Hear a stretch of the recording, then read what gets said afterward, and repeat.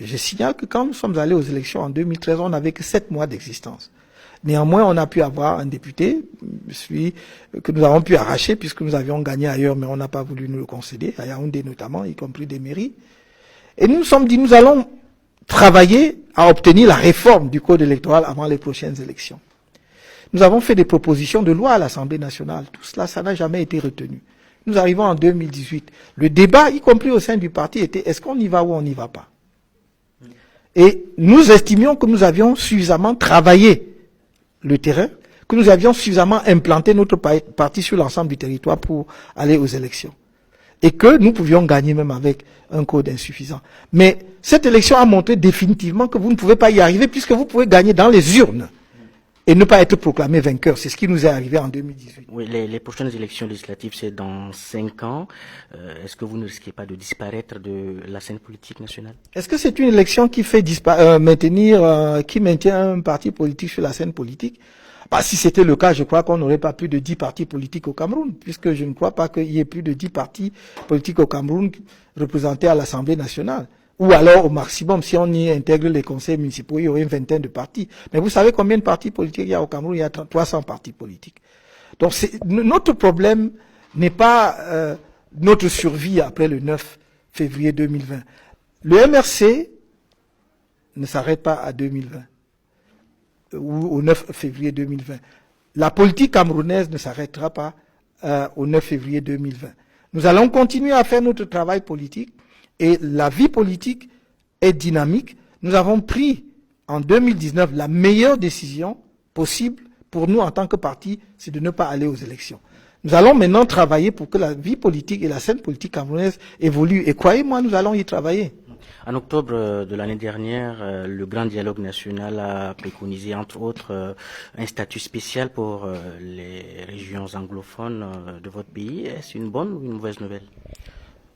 Je ne regarde pas les choses de cette façon. Je constate simplement que ça n'a pas résolu le problème et la crise anglophone en particulier, puisque la violence, la guerre continue de plus belle dans les 2 régions en question. Si vous suivez un peu l'actualité de mon pays, vous saurez qu'il y a encore des morts, et beaucoup de morts, encore plus que d'ailleurs en 2019 ou en 2018. Cela veut dire que ça n'a pas résolu le problème. Et nous avons dit d'ailleurs à l'époque, même si c'était pas notre approche, que si la proposition était sérieuse, elle aurait dû être débattue dans le cadre du grand dialogue pour qu'on donne un contenu à ce statut spécial.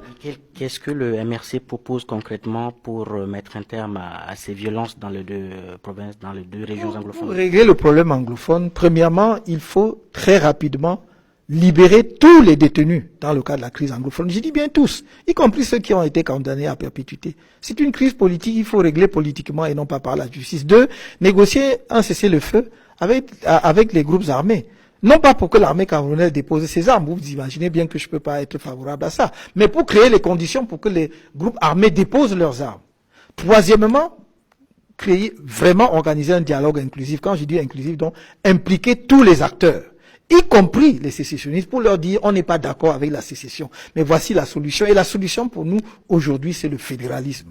Il faut que l'État camerounais prenne la forme fédérale pour prendre en compte les aspirations des différentes régions, de ces différentes composantes, de façon à ce que l'on voit le dynamisme, n'est-ce pas, pluriel, dont le peuple camerounais est capable.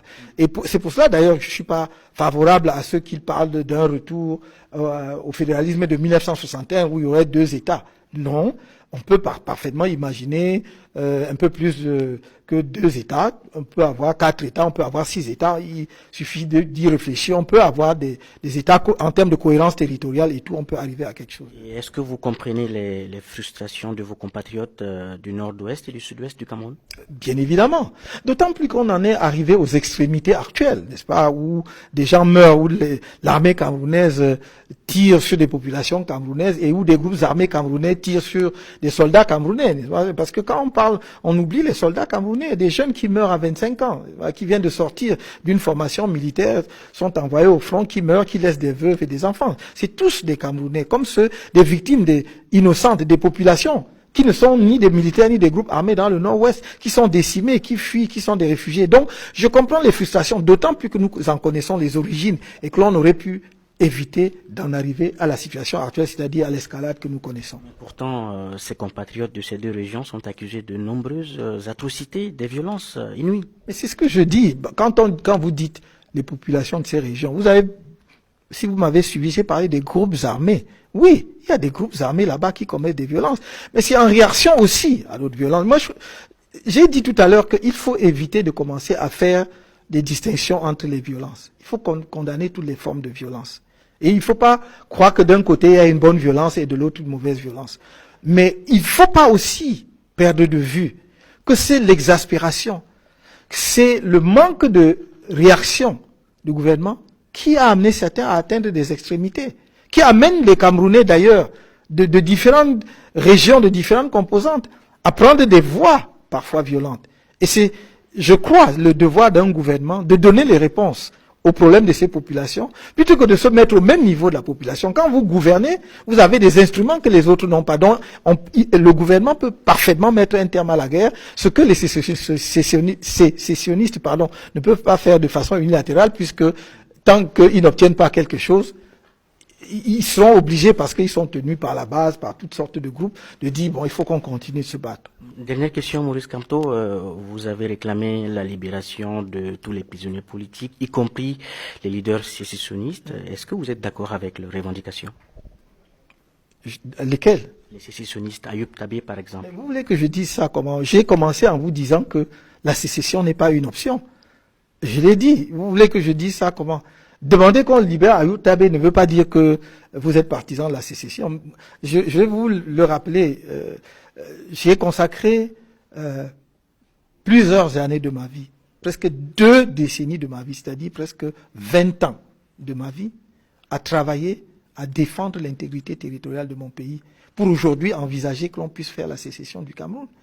Donc ne me demandez pas si le fait de demander la libération de Ayoub Tabé veut dire que je soutiens la sécession. Je ne sais pas d'où peut venir un tel amalgame. Si vous me dites que parce que excusez-moi de prendre cette comparaison, en Centrafrique, vous avez eu des groupes comme la Seleka et d'autres là, qui ont pris les armes et tout. À un moment donné, il ne faut pas qu'on les invite à s'asseoir pour discuter pour que la paix revienne en Centrafrique. Alors je me demande avec qui vous faites la paix.